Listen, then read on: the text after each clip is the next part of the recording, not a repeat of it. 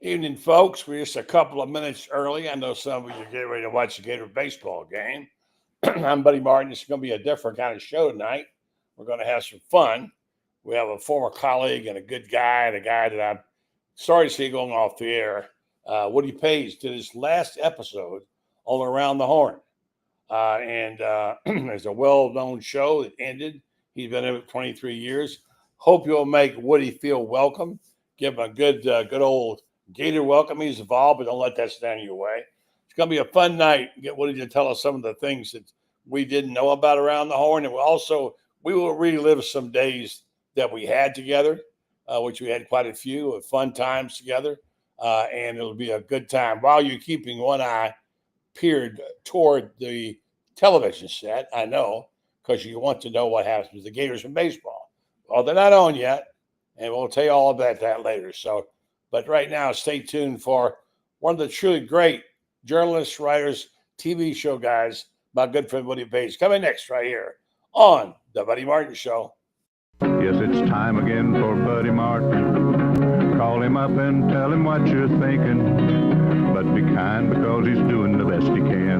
Better, stronger, faster. Mama says that alligators are ornery because they got all them teeth but no toothbrush. Hey, what if the voice calls while you're gone? Take a message. Bye. You ready, champ? I'm ready for this my whole life. I'm incapable of small talk. But that's why you love me, right? Kind of intimidating to be in the presence of so many great athletes.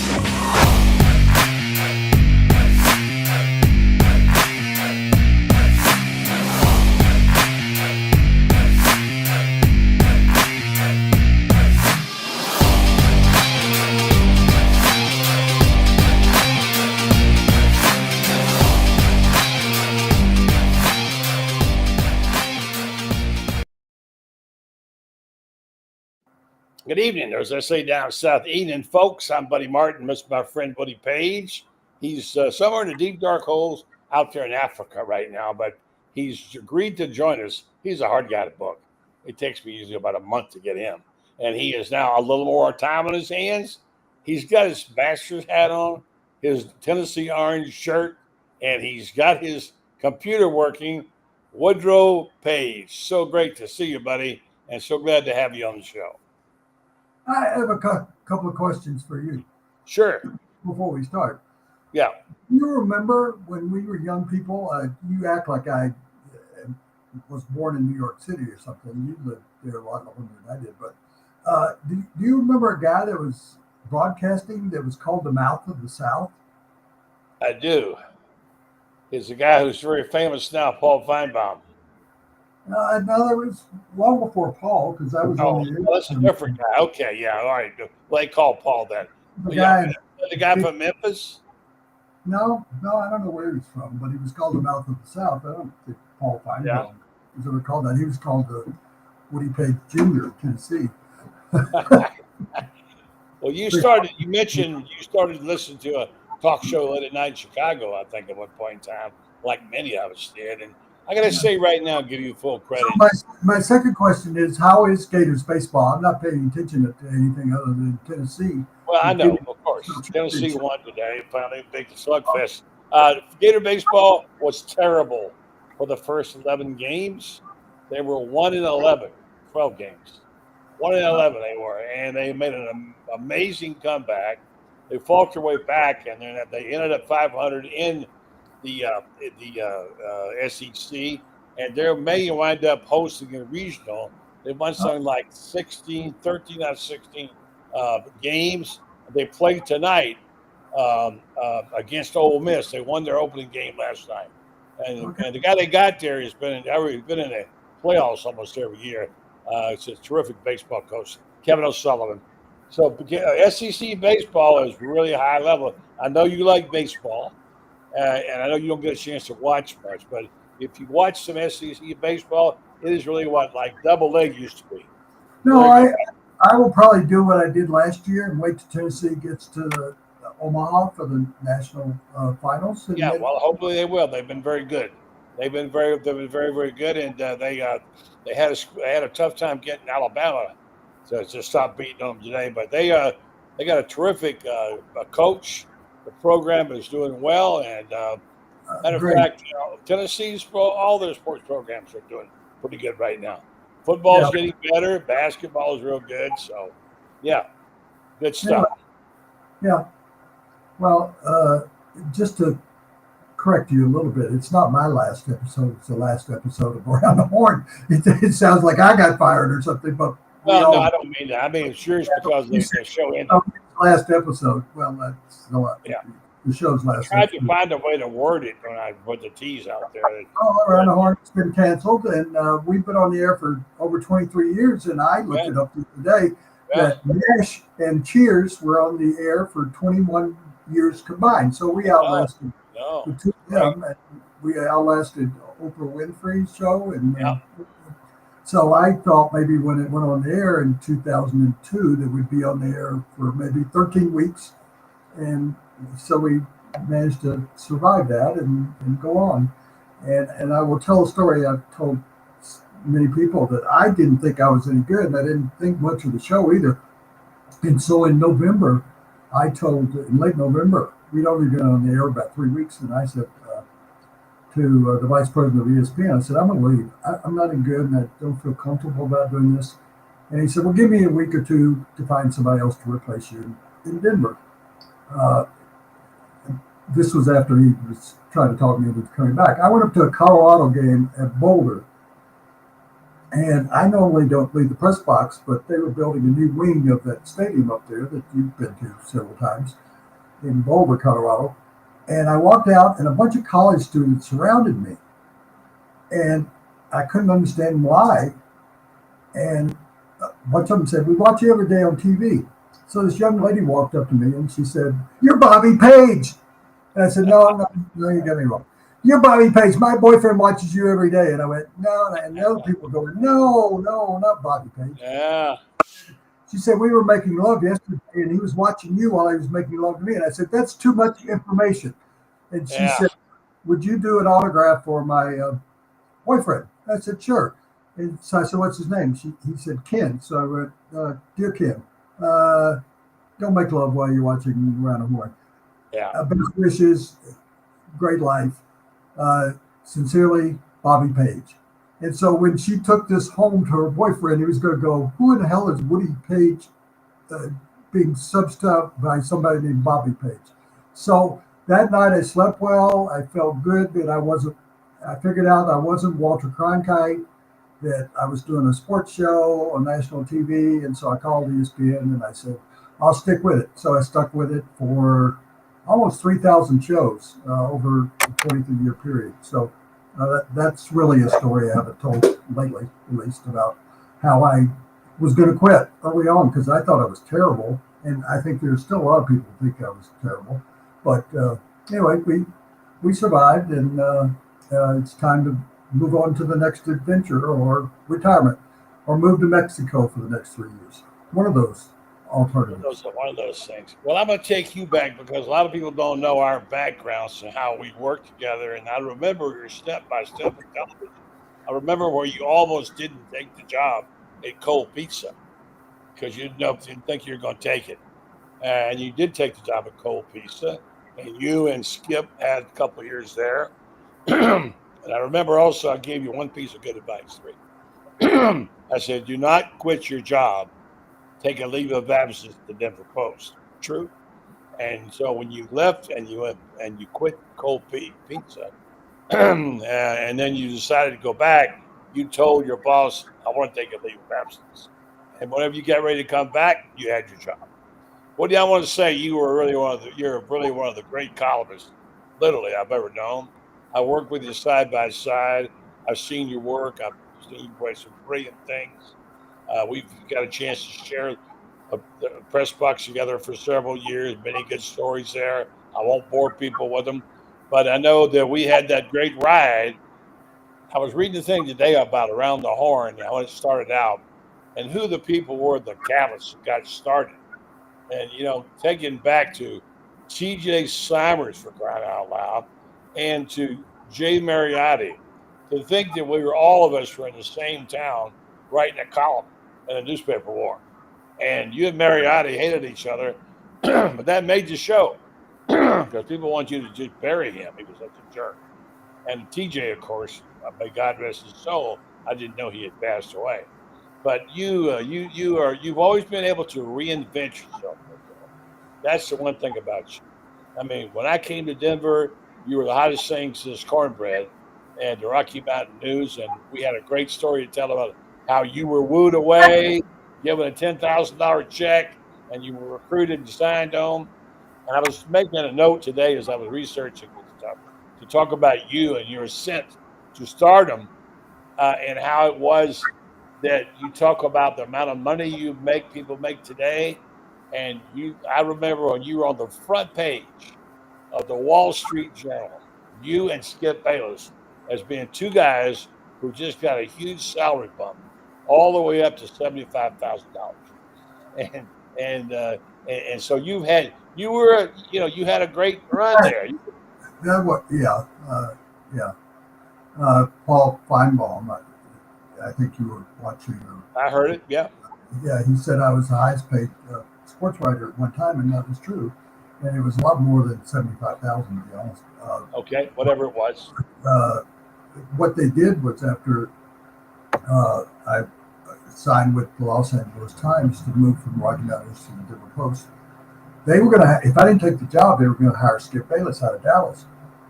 And once I did agree to the job, they went down and got Skip Bayless to switch newspapers and paid him the same thing that they gave me, but they gave him a car too for his girlfriend. But what was funny in Dallas about newspaper wars then was that that one of the real best columnists of all time, Blackie Sherrod, a good friend of yours, and became a good friend of mine. That was probably, to pause in the story, that was probably the most important aspect of me being a sports writer, was getting to be friends with people that you and I both idolized when we were younger. Dan Jenkins, for instance, one of your best friends. I'm wearing this hat because I do have the Dan Jenkins story, but Blackie Sherrod, Jim Murray, those type of guys who were set a tone for sports writing that hadn't really been done before. And it was just a joy for me, and I know for you, to get to be close to all these guys. I said the other day, when the Pope, they said that the Pope was the first American. I said, no, Edwin Pope was the first American. And he was a columnist in Latin. Yeah, so we got to know and be friends with a lot of guys that we grew up with. And I tell young journalists now, because they don't, and nobody out there cares, but I will tell you, they don't even introduce themselves to you. I mean, I would go up to somebody like Blackie Sherrod in Dallas, who was a great columnist and a great artist, by the way. He would send me postcards of the artwork he was doing. And I'd go up and introduce myself and go, Red Smith, one of the all-time great columnists in the history of the country. And I go up and introduce myself. I'm amazed.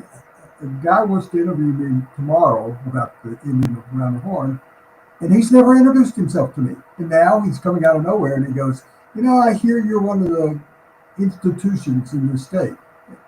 He came from Detroit. He didn't do, and I hope he's listening to this and watching this, he didn't do a minute's worth of work about the history of sports writing or sports broadcasting in Denver. Yeah. And that's what I'm afraid of. Not only newspapers dying, but journalism, as everybody is dying. It's twisting a word, turning a phrase has disappeared.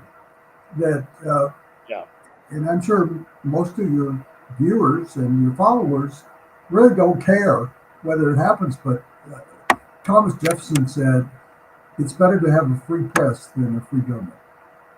Yeah. Well, the thing about this, Woody, is that you've got to know what journalism even means. And that journalism is not having a Twitter account or X and writing opinions, and journalism is just it really is like I hate to sound like I'm making a religion, but it is a calling.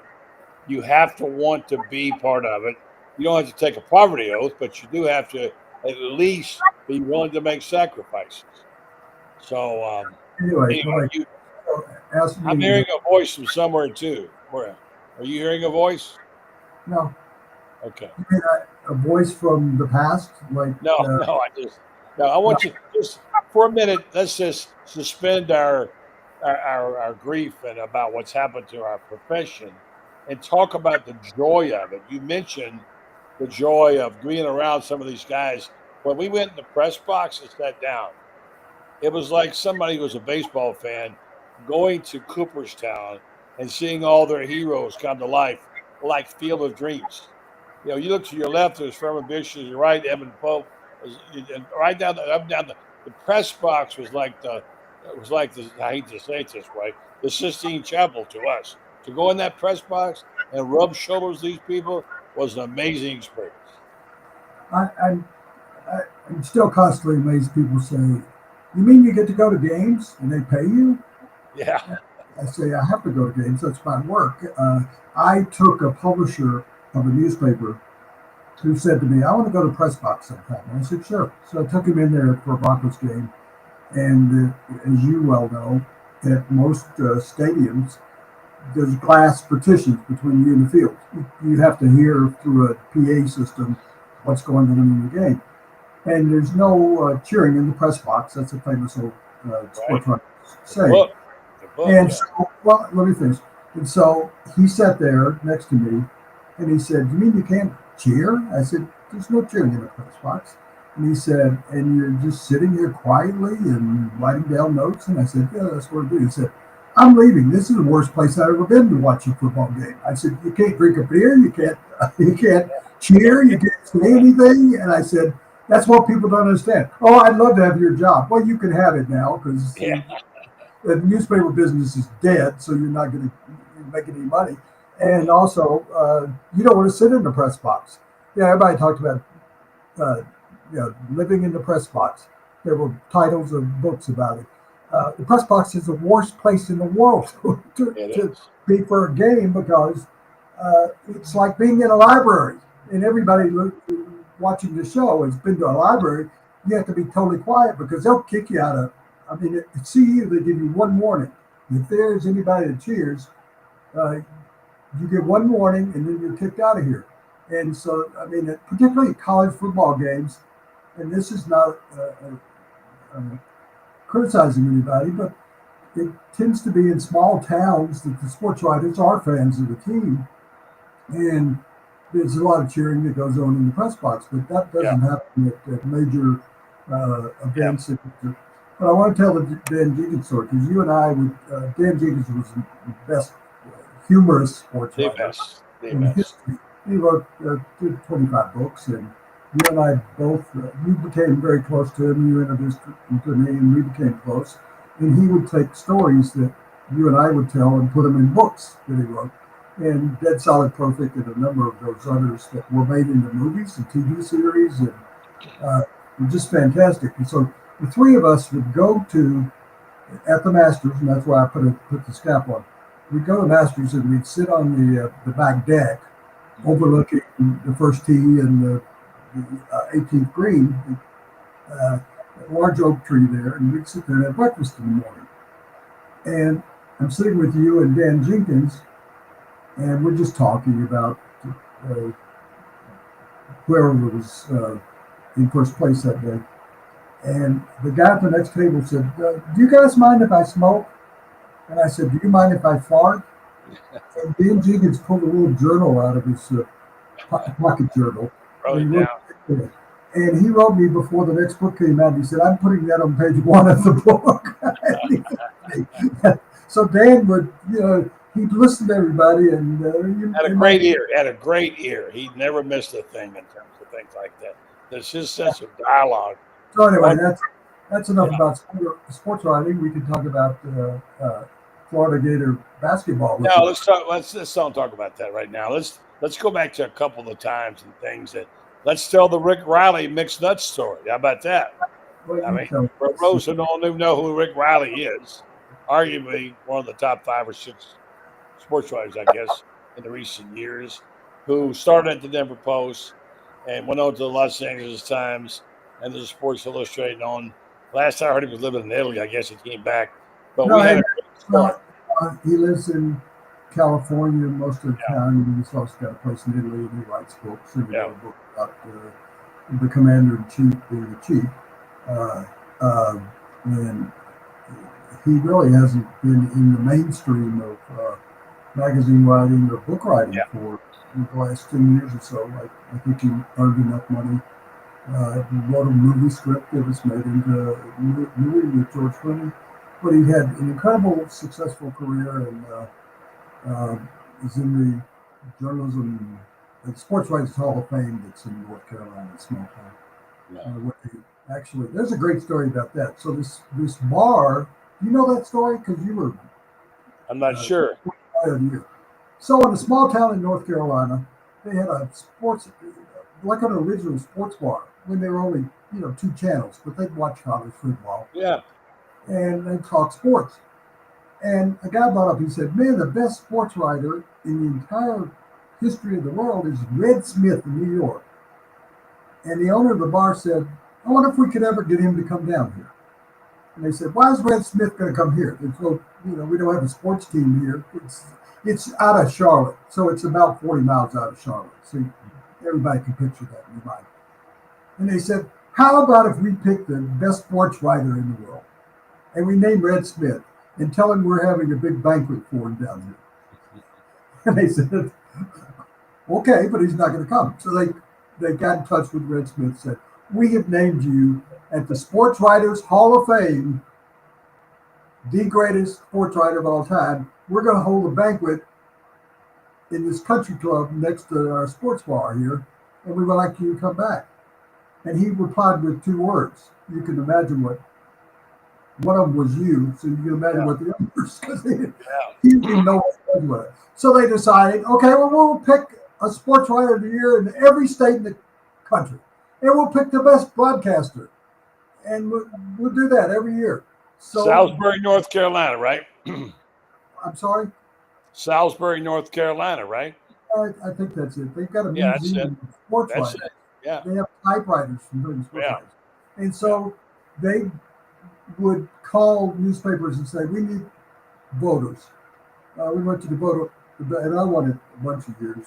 And I went one year.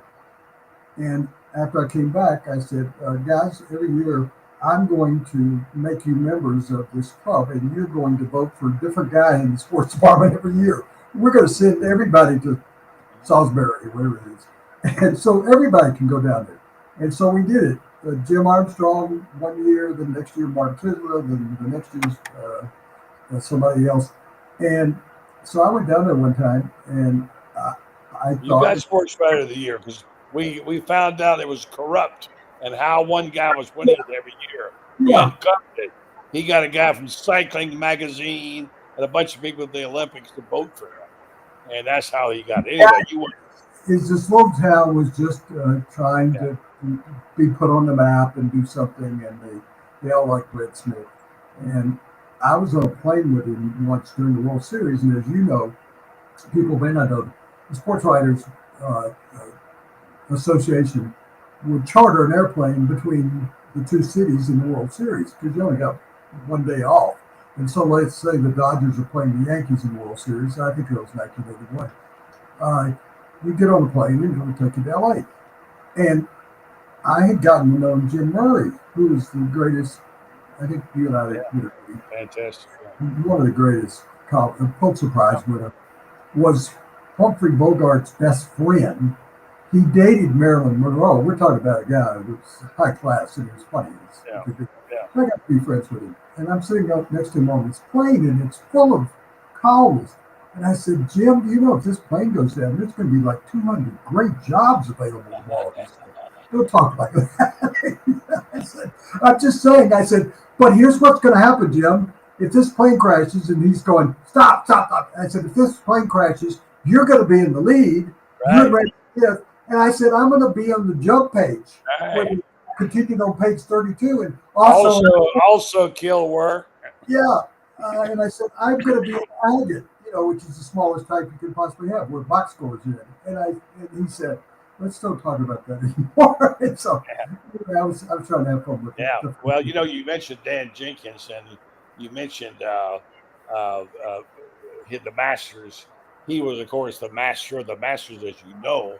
He was world famous for coming up to the upstairs back when we sat in the old restroom, and for 45 minutes to an hour, typing his story out for Sports Illustrated, his lead, and then sending it off.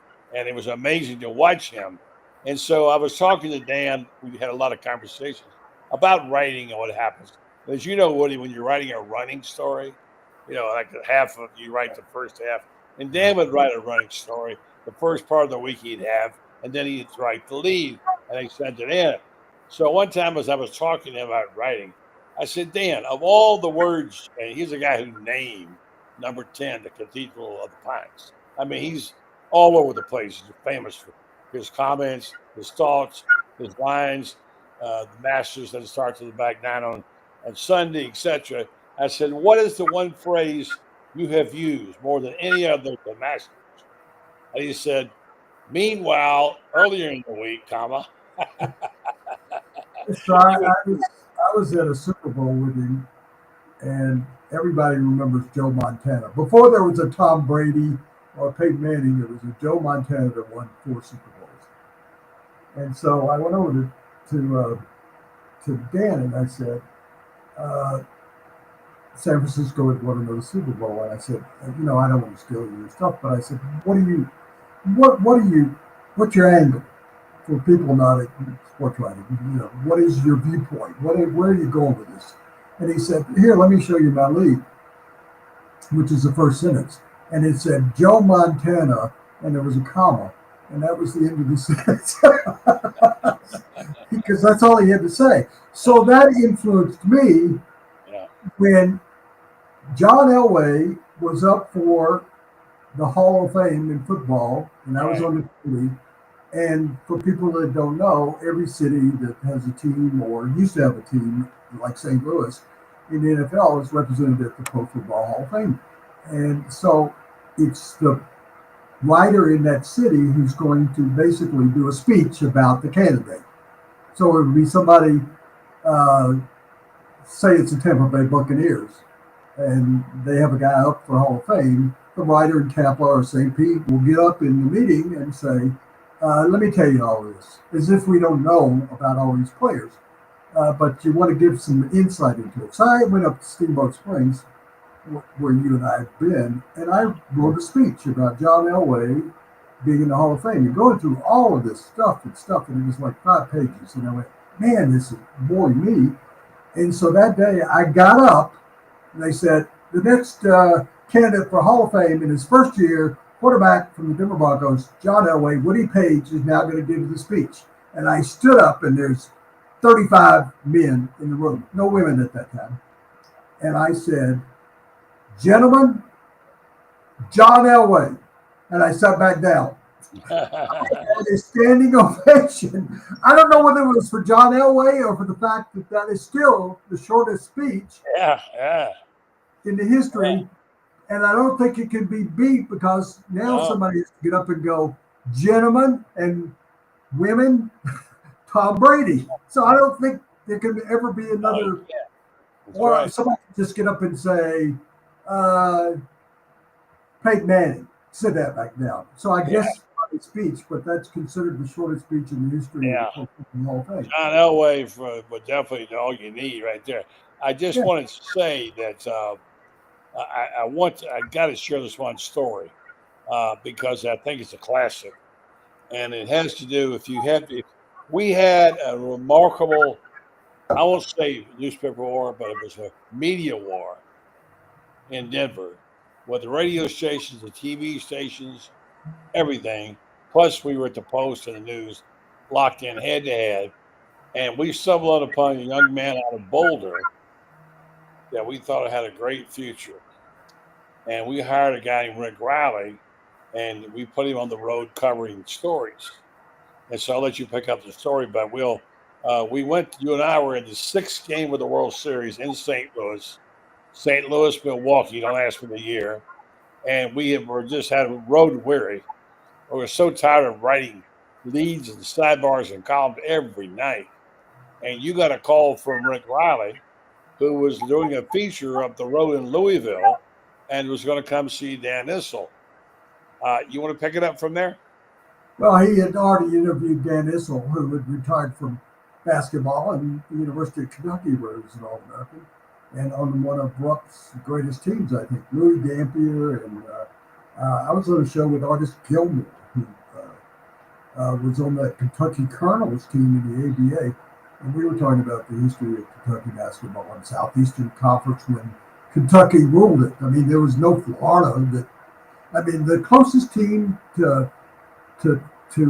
Kentucky during that run that they had for 2 decades, Tennessee with Ray Mears at least gave them a little bit of a struggle. Bay McCarthy was at Mississippi State, and he actually, when they wouldn't let Mississippi State go to the NCAA tournament, in the state legislature would not let Mississippi State leave the state to go to the NCAA tournament because they didn't want them playing black players. And there's an end to it that's kind of good. But, so Bay McCarthy got a school bus, put all the players in the school bus, and they rode to Memphis, Tennessee, and quietly in the night got on an airplane and left the state against the wishes of the state legislature. And that was the year that Texas Western won, which is now Texas A&M, and with an all-black lineup. It's just a world that's changed, with Florida being third time national championships back-to-back one time, with what's going on at Auburn with a former Tennessee coach, what's going on at all SEC schools. I think the basketball programs, the baseball programs, football programs, and you can debate it with Big Ten. You can debate basketball with ACC, which is somewhat down, although could have won the championship this year. Pac-10 is no longer existent, really, and the Big 12 is basically the old Southwestern Conference. And I just think that I've been asking the last 3 or 4 weeks what I think about college players being paid. I said, when I was in college players got paid. They got $30 a month for laundry. Yeah. And I said, they were getting paid then. It was no different from now, but every coach cheated. Bob. Of course. So, I mean, they were cheating then. They maybe give a player $50. And I walked outside the athletic dormitory, and I saw 8 Chevy Super Sports lined up in front of the jock dormitory. And I said to one of the coaches, I said, what is this? And he said, that's the top 8 players on the basketball team. So they were giving them cars and TV sets and everything. So Bobby Knight once said to me, we became great friends, which is incredible. He hated sports writers, but he somehow, like me, he'd come out here and go hunting and fishing in Colorado. Then we'd get together and have lunch or something, and he'd tell me, I hate you guys. And then, but he said to me, every college football and basketball program cheats. And I said, I don't believe that. He said, every major college football and basketball team cheats. And he said, except for one. And I'm not so sure about myself. And so he was right about something. I'll tell you about Colorado as opposed to, again, all your viewers that are in the South, in Florida, other places. The coach once told me, a Colorado basketball coach, he said, I'm not allowed to cheat. They don't want me to cheat. He said, I'm recruiting in California. And I get kids to come from California. And they're in Boulder, Colorado, where it's 10 below zero during basketball season. You don't think that I am not going to get them a ski parka? You can't do that. That's against the rules. You don't think if their uncle dies, I'm not going to give them a plane tip and go back to California? Yeah. And I think then the hypocrisy of it was incredible, that you couldn't buy, if you were in Florida and a kid was recruited from New Jersey, you can't buy him a pair of shorts. Yeah. I mean, that makes no sense. So now maybe it's gone over the edge.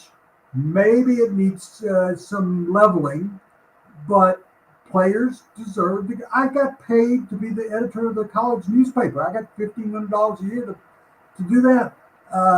And I said to my daughter once, who was majoring in computer sciences, I said, if you want to leave college after your sophomore year and somebody offers you $200,000, do it. You can't keep players. No. All my friends would transfer from one Tennessee to Memphis State or Ole Miss or something like that. So a student could move, nobody cared.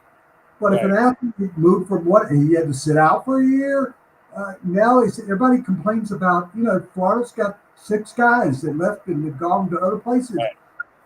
Your son, if your son was a student at Florida and wanted to go to Alabama, good for him. I mean, I just don't understand the hypocrisy that still exists today. So anyway. All right. So now I want to stop you because I got a guy in here from Memphis, a good friend of mine we do radio with. He just wants to, he does a toaster show now with Brendan, very successful SEC sidelines. Before I go to him, I want to finish the Rick Riley story real quick. We were there in the hotel. The phone rang. It was Riley. He says, I can buy a plane ticket to St. Louis for the 6th game of the World Series if you can get me in, and it's only $15. And we had just been looking at the menu about having a snack. We thought, well, here's some mixed nuts for $15. And so you said to me, well, we can either get Riley here. We said, will you write the lead for us? He said, yeah. He said, we can either get Riley or the mixed nuts. Which is it going to be? We said, let's go with Riley. So Rick came for the World Series, and of course we know the story that the Brewers beat the Cardinals, and Rick was carrying that old TI. Remember, we used to have carbons, and we were walking out of the press box that night after the game, and I'd seen his. He said, "Let me show you my carbon or whatever," and I said, "Okay." I said, "I hope you didn't say that the Brewers decked the Cards." And he looked at me with a horrible look in his eyes, first major league game. And we had to find a payphone when we didn't have any cell phones. And he said, I got to call the office. He had to fix his lead. Anyway, fun story. Someone asked a question. Jim Irsay did any Woody stories. Yeah. Jim Irsay had a podcast, and he had me on his podcast. And I was surprised because I didn't like Irsay's father at all. Irsay's father is the one who traded John Elway from the Baltimore to the Denver Broncos.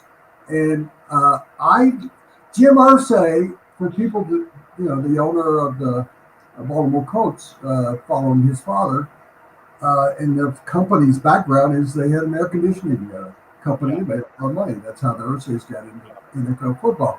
Jim Irsay had the biggest collection, and when I went to Indianapolis, he actually invited me to look at it. He had the biggest collection of guitars outside of the Rock and Roll Museum in Cleveland. He would pay any amount to get a Jimi Hendrix guitar or an original Fender guitar. So in regard to Jim Irsay, he had drug problems. Like many people in society, he had drug problems, and he took time off, and he was suspended from the NFL. You can go with that way. Some people on social media are, he was a drug addict. Well, he was using prescription drugs and painkillers. He had back problems, and he wasn't a heroin addict. He was a guy who took pain pills, and he got suspended for it. He took time away. He cleaned up his. I liked him as a person. Did he do a good job with the Colts? He got 2 of the greatest quarterbacks of all time with the Indianapolis Colts. Peyton and then the guy from Stanford to follow him. He was only 65 years old. Younger people would know that's old, but to you and me, 65 is a young age. Who was a character? He was a character. Both Irsays were kept in the NFL. All right, let's take a question from a Memphian here. What do you call him? My good friend Rob Brown. He busted his tail to get home in time to get one word with you, the great Woodrow Von Page. What do you say? Hello? You say that. It sounds like I'm German. You have called me Woody Von Page for years. Well, it kind of fits. I wasn't a Nazi. I'm not a Nazi now. I'm not a communist. Okay. I'll call you Dro. You call your friends. Okay, Dro. Be Rob Von Braun. Hey, I just want to say to Woody, man, you have what a career. And I'm from Memphis, and watching you for all the years, it's going to be weird not having you on TV. But what are you going to do now? Uh, Yeah. I'm not going to Around be the on horn. the horn. The horn. Okay. So So you're getting a scoop here that you'll have to figure out too. I mean, I didn't announce my death or my retirement today, did I, on the show? I don't think so. Let me tell you, before you answer the question, ask the question, maybe just answer the question. So I went back for my 60th high school reunion. I've never been back to one. And I'm writing a book about my memoirs and stuff like that. And so I thought that would be a great ending to the book. I went back to Memphis and I went to Graceland, and I wish I'd brought it in with me, but I have a backstage pass to Graceland because I used to go there in high school and play touch football against Elvis. And so anyway, I'll go through the story very quickly. So I called him and I said, I'd like to come to Graceland. And he said, oh, we'll set you up as a VIP. I didn't have to get on the tour bus or anything. They took me over in a golf cart and they put me in the back door. And the lady said, where would you like to go first? And I said, the living room. And she said, the living room? Why would you want to go in the living room first? And I said, when I came here to Graceland, they wouldn't let me go in the living room. I said, I'd like to go in the living room once. Because you weren't allowed. I would be in the kitchen eating that peanut butter jelly and banana sandwich, or back in the jungle room or downstairs in the pool where you had a pool table. But I went from there to Lauderdale Courts, and you'll know it. That's why I'm telling you. Lauderdale Courts is across from St. Jude Hospital. I played in the weeds where St. Jude Hospital is, and I lived next door to Elvis Presley, and I was his first fan. I was 4 or 5 years old in the late 40s, early 50s. He was in high school. He played the guitar and sing on his front porch, and I'd go over there, and he'd go, you're my first fan, because I was just a kid, playing in the weeds and playing in the dirt, and I brought other kids over. So anyway, I went to Graceland. I went to Lauderdale Courts, where I was born, where I lived in the government housing project alongside the Presley family. And then I went to the cemetery. And this goes to what you said immediately when you came on the air, Liz. I went to the cemetery in Germantown, where my parents are buried.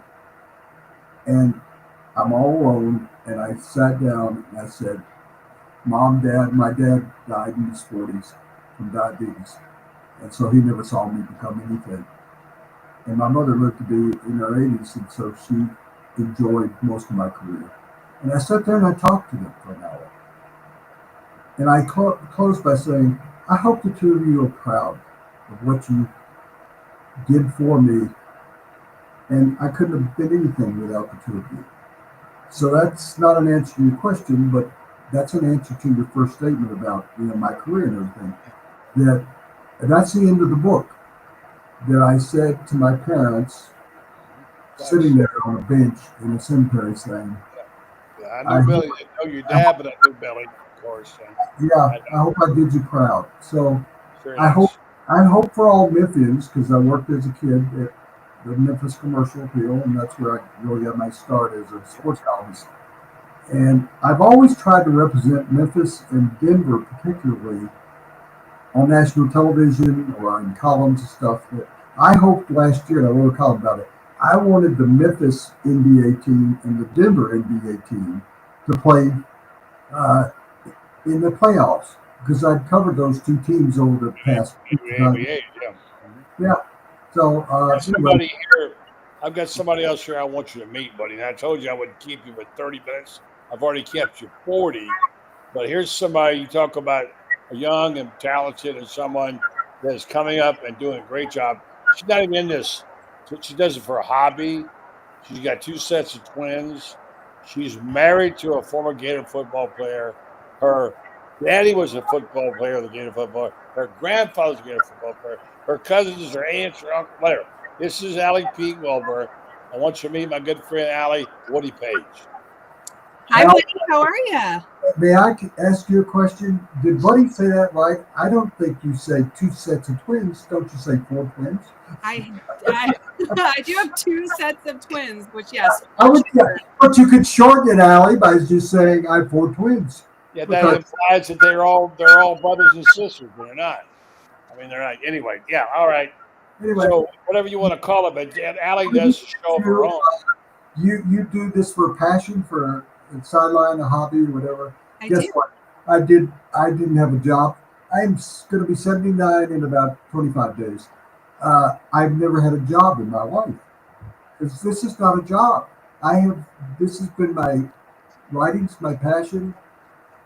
I am so fortunate. Buddy is so fortunate.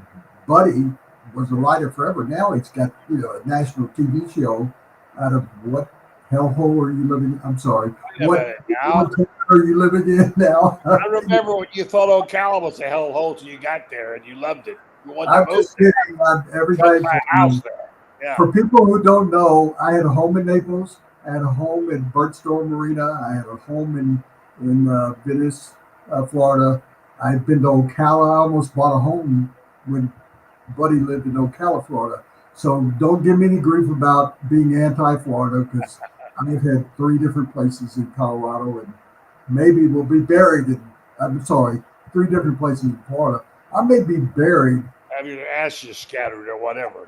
Well, I think in the swampland, when you think in the Everglades, that'd be a good place. Oh, yeah. I'll bury you out here. I live on St. Andrews Bay. In the limited time we have, because I want Rob. Wait. You want me to meet her? Stop trying to produce the show. Rob and Allie, I want them to have a chance to ask you a question. All right? Okay. I gave Rob an answer to a question, not his question. Okay, well, go ahead, guys. You got about 13 minutes here. Guys, be prepared. Buddy has to put more quarters in the machine, or we've got to get off the air soon, so don't make them long questions. They're dollars now. Go ahead, Allie. Woody, who's the most interesting person you've ever interviewed? Kurt Vonnegut. People ask, I played blackjack and became friends with Michael Jordan when the Dream Team in 1992 played in Barcelona, and they trained in Monte Carlo. And I was then the sports editor of the Denver Post, which Buddy had that job for years. And I sent myself to Monte Carlo. And so I sat down at a blackjack table at the original casino in the world. And Michael Jordan sat down, and I got a blackjack. He got 2 6s, he got another 6. Anybody who's ever played blackjack know what I'm talking about. So he had to keep doubling down because he got like 5 6s, and he lost every hand. And I'm over there giving it this kind of thing. And he said, you can stop right now. I had bet the equivalent of $25. He lost $25,000 on one play. So he turned and said, Chuck, give me some more money at the window. And I turned around, and he was talking to Charles Barkley. And Charles Barkley was running money from the casino window to Michael Jordan. So we go out after we play blackjack, and we're in the small town, which Monte Carlo is. It's a kingdom. And Barkley goes in to buy his drinks, and he comes back out and he says, you can't be a drunk in this town. I said, what do you mean you can't be a drunk in this town? This is Monte Carlo. He said, do you know how much I paid for these drinks? Each one of them was $24. He said, that was like $75, and you guys aren't worth it. Jordan, you're not worth $25. And this, he used a word, this sports writer is not worth $25. And we had the greatest night of the world. So Michael Jordan and I remained friends. I'm not trying to impress anybody, but Michael Jordan and I have been friends for the last 30 years since that night of playing blackjack. And Kurt Vonnegut was my idol as a writer. I copied his writing style. And toward the end of his life, he came to Denver. We spent an evening together. I thought it was so. Most people think I'm going to say, famous athlete. Well, I put Michael Jordan in there because he's a class act. And he was the greatest basketball player. People say LeBron is. It was Michael Jordan. He won 6 championships. He didn't. I'm going too long. LeBron has picked out his teams. He goes to a team, Miami. He goes to a team in LA. Picks out his players who wants to play. Michael Jordan didn't pick out anybody. Right. He played for the Chicago Bulls and won 6 championships. How you can compare the two of them makes no sense to me. I mean, LeBron is a great player. We can call him that. Mickey Mantle, Willie Mays, it's your choice. I don't care. So All right. the answer is Kurt Vonnegut. And I was on Air Force One when the elder Bush was on there, and he was a baseball player in college, and he gave me a ride from D.C. to Colorado, and being on Air Force One was a big moment in my life, and I got matches and toilet paper from the bathroom. all right, Rob, you got him for 3 minutes. Go. You know, the stories about Elvis are cool because growing up as a kid in Memphis, no one ever saw him. You know, people would see him at Poplar and Perkins in front of Goldsmiths, and he'd roll down the back window and say, TCB. And George Klein was the producer at WHBQ when I started doing radio. Heard a lot of cool stories, but I hope you'll come back to Memphis, and I also hope you keep teaching because my dad's 96 and he's still an architect. And I hope you never retire. I mean, I hope you teach or something, but young journalists need to have people like you in their lives. Thank you. Let me address this to everybody, particularly the young people, because I speak to colleges by Zoom conference calls now. I don't have to go to I've never been invited to speak to Florida for obvious reasons because people hate me because I'm from Tennessee. Florida State is inviting me down to speak to journalism classes. And I say this, you're not going to be a journalist, you're going to find somebody else. But I say this to everyone watching this today. I interviewed Dikembe Mutombo, maybe the greatest defensive player with Bill Russell in the history of India. And I said to him, did you dream of playing basketball when you grew up in Kenya? And he speaks 7 languages and it's difficult to understand him in any of those 7 languages. But he said, Woody. Now in the accent, which wasn't good. He said, when I was growing up in Kenya, I couldn't dream what was beyond the dirt road. I didn't know basketball existed. So I say to every young journalist and everybody out there that's young, or even if you're middle-aged, that think of what the next thing is. Don't think about a job that exists now. There was no ESPN when I was in college. There was no ESPN when I started working in journalism. I couldn't dream of Around the Horn. Dikembe Mutombo couldn't dream of basketball because he never heard of the game. He played some soccer when he was a kid. He was concerned about a lion eating his family or something. Truthfully. Yep. And I ask everybody out there to go, well, I want a podcast, or I want a show like Buddy Martin. Think about the next thing that is going to happen because the world is changing. AI is changing the world. So sit there at home and take 5 minutes and say, what is the next great idea? Whether it be in broadcasting, whether it be in selling cars. I mean, I go down the street today and there's a stack of cars in a 10-story building. You may have them in Florida. I think it's called Carvana or something. Yeah. You in and you take an elevator up each floor. I go, who believed it? Who thought of that idea? So that's what be creative. That's what I tell. Work hard, be passionate, be creative. That's the advice I give to everyone, including my daughter, who's become very successful in life. And that's the word. Yes, I should be a teacher. I want to be a teacher. I minored in education in college. I think no matter what happens, and I'm not giving a nice scoop, I'm going to teach at a college because I want to relate to younger people. I want them to tell me what's going on as much as I tell them about what they can do. So I think that's, all right. I don't think that's an avenue for me. Great advice, great stuff. I have not done one single commercial. I do I'm have sorry. You go, Woodrow. Well, that's all right. I'll just send you the Who bill. are your, buddy, tell me, I have one final question for you. Who are your sponsors? Well, what? Who are your sponsors? Who about what? My sponsor? Yeah, well, several. The main ones are Meldon Law, and that's my signature sponsor. And then we have a couple others, but Meldon Law is what I'm going to do next. Well, my final words today, maybe the final words, I might die tonight, so these will be my final words, is please, everybody, support Buddy Martin's sponsors, even if they're not that good. Great. Just make sure Buddy stays on. The great Woody Paige, my good friend. I hope to see you soon. No, you're not. One of us is we'll going to die. But thank you. Well, then we'll be viewed, not seen, whatever. But Woody, thank you so much for your time and for being on the program and fighting through all the obstacles.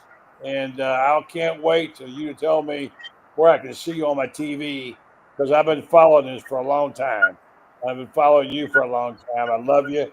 I love your work. You take care, my good friend. Congratulations on a fantastic career. Which is not over, but I'm going to give you all a scoop today. My final blackboard, people, I'm noted for my blackboard all around the horn. My final blackboard is going to say, "This, buddy," without your name in it. See you around. I like that. I like it. Woody, thank you, buddy. Love you. Talk to you soon. Thanks. Thank you. Woody Paige. All right, guys, thanks for bearing with me. I got to do this real fast. I want to tell you about our friends at Meldon Law. They, of course, are big supporters of the Gators. You have locations in Ocala, Gainesville, Lake City, Wilson to serve you. If you need a review of your law case, that's fine. They'll do that. If you want to talk Gators, you can do that. You can go to their Facebook page and win some stuff and win lots of stuff. Meldon Law. Meldon Law, they won't back down. And then while I've got you here, let me tell you about Titan MRI imaging. They are now in partnership with Joe Colorio. He started Highfield in 1997. Now he's back, and they of course are located now in several locations. Going to come to Ocala soon. In Gainesville, they've got 2 locations to serve you there, Park Avenue, etc. So check them out if you need any kind of MRIs or any kind of whatever you need there in terms of imaging, they can take care of it. That would be Titan MRI and imaging. All right, guys, we got 60 seconds. I'll give you 30 apiece. Allie, most surprising thing about the baseball softball team you've seen so far? I mean, they're both on heaters. We talk so much about how the second half of this season is Sully's best coaching job potentially. I think the first part might have been one of his worst coaching jobs as a Gator coach, which, you know, he's pretty freaking awesome. So but the second half is just so impressive. This team was kind of left for dead and just destroyed by injuries. And the fact that they are winning the way they are, I think there's an outside chance they'll host a regional. It's pretty impressive. And softball is crushing it. It's going to be fun to watch them Friday. I'm just seeing the game time now. It's in 1929. What's what? I can't know. 10:15. It was supposed to be first pitch now. Okay, very good. And Rob, congratulations on all your successes and things. I know you got a kick out of talking to Woody, being a Memphis guy. Mm-hmm. Talk about your show tomorrow. Who you got on? What's going on? Only easy day was yesterday. We're going to have the athletic directors, John Hartwell, Matt Dean on, Gary Harris in Tuscaloosa, Oakley, our intern. But I want to say congratulations to Florida. That's a big-ass deal to be at the White House. And Dr. Arnoff just texted me and said they had a cello and an orchestra playing Tom Petty, who I saw in his last concert in Memphis. It's online. Yeah, it's great. Yeah. And we were in Memphis for his last concert in Memphis, and he played for over 3 hours in May of 2017. It's absolutely one of my favorite of all time, but congratulations to Florida. That's an incredible honor. Love being on here with you. Thank you. Yeah, Dr. David's a great guy. He always comes on, and I heard, if you haven't heard that, Google it. Have you heard it, Allie, yet? The cello and only little snippets of it on social media. The whole deal. It's really nice. They were greeted with that. I've never heard it played like that before. And they had a great day. It was a big day for the Gator basketball team. It's a big night for the baseball team. It's a big Friday for the softball team. We won't even talk about track and field. The golf team's playing for it now. I mean, come on, man. What's not to like? Right? And Allie's got summer with 4 kids, summer vacation. Get ready. Right? Allie, I'll give you about 30 seconds to talk about your show, your very popular podcast. Oh, thanks. We've got some episodes on talking about some recruits that Florida's after. There is official visits going on pretty much every weekend for the next few weeks, which is exciting to watch. Big news, obviously, that Chinny Lou is back. I think it's huge that that Florida has kept a good core group of these guys. I'll be interested to see if Condon comes back. That's the key, that Condon thing. We'll know that about a week. There's a decent chance that he comes back. But if Condon does come back, given what we've signed in the transfer portal, given that Trini Lou is back, I think that you're going to be hard-pressed to have anybody else be a preseason number one than Florida. All right, great stuff, guys. Thanks, both of you. Have a good weekend, and thanks a lot. Talk to you later. Allie and Rob. All right, folks, thanks to Woody Paige. You're running late tonight, so I'll have to hurry off and say thank you to our sponsors. Thank you to our guests, and thank you for listening and watching the program. It's always a pleasure to have you, to have an audience like this who's so loyal. Good night.